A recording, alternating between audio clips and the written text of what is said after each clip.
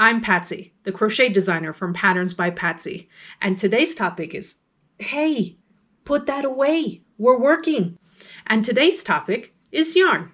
Now I know what you're thinking. What's the big deal? I'll just pick a color I like. And, well, there's a little more to it than that. Let's start by looking at the different types of fibers. All right, there's three basic categories when it comes to what yarn is made of. There's animal fibers like sheep wool, alpaca, and cashmere. Plant fibers like cotton, bamboo, and hemp. And then there's synthetic fibers like acrylic, nylon, and polyester. You can also find yarns that are made from blending these different materials together. But that's not all, because yarn comes in different thicknesses. I'll show you what I mean. Here are 3 different types of yarn that will hopefully show you how yarn comes in different thicknesses. This is the thinnest that I have, and this is the thickest. So let me show you what they look like a little closer. Here's the thinnest one that I have, and this is not all the different types. These are just what I have on hand. Now, you might be really wondering what's different about this one and this one. It's a small change, I know, but it is different. So what you want to remember about the different yarn thicknesses is that the thinner one is going to require you to crochet with a very tiny hook, whereas the thicker yarns will require a much bigger hook.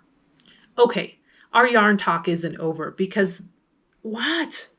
We're almost done. Don't worry. Okay, yarn also comes in different textures, and I have a few different samples to show you what I mean. Now just look at all this. I don't usually crochet with specialty yarns like this. You can see there's so many different textures here, but I have some on hand because sometimes special projects require them. You can see this yarn is really just kind of a string of puffs. So I used this for a special project that called for it, and it was a little bit difficult to work with, but I was making a poodle. So, I mean, yeah, pink poodle. You can't go wrong with that. Now, this is something called eyelash yarn, and it looks like ribbon that's kind of been unraveled a little bit. And this is really good for specialty projects where you want to create fur and just a little bit more flair to your projects. But sometimes this fur comes in something like this. Now that looks like a ball that should be on the end of a Santa cap. So this kind of yarn is also something that can be extremely difficult to work with, just like this guy over here. Now you can see this is going to give you some different sizes in your stitches as you crochet, and it is going to give you a lot of puff. But again, these yarns can be kind of difficult to work with if you're a very beginner because you can't really see your stitches and it can be difficult to understand where to put your hook. Then you have stuff like this that is really, it's really stretchy, it's really pretty, but it's kind of transparent in a way. I don't know if the camera's going to pick up on this, but it's a very thin yarn, and I got this from a friend of mine, and I'm not too sure what to do with it. You can see just how pretty this color is, and well, it's falling apart a little bit. A lot, okay? It's falling apart a lot. I don't know what to do with it because I just don't want to waste it on a bad project. Y'all who crochet know what I'm talking about. You don't want to waste your pretty yarns on a bogus project.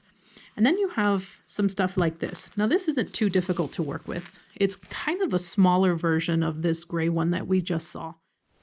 Okay, hang in there with me, because yarns have different finishes. Some are matte, some are shiny, and some are extra shiny because they've got sparkle in them. All right, I know that can be a lot to remember. So when you're shopping in the store and looking for some yarn, just take a look at the yarn label. The yarn label has all the information you need, like what the yarn is made of, the thickness, which is also referred to as weight. The bigger the number, the thicker the yarn. You can see how much yarn you're getting, measured in ounces and grams, along with the length in yards and meters. The recommended hook size is usually given as well. Make sure you're looking at the crochet hook and not the knitting needles. Lastly, you should have instructions on how to care for the yarn when it comes to washing your projects. Okay, if you're still with me, thanks for sticking around to the end. Don't forget to like, subscribe, and come back for more videos. Thanks for watching.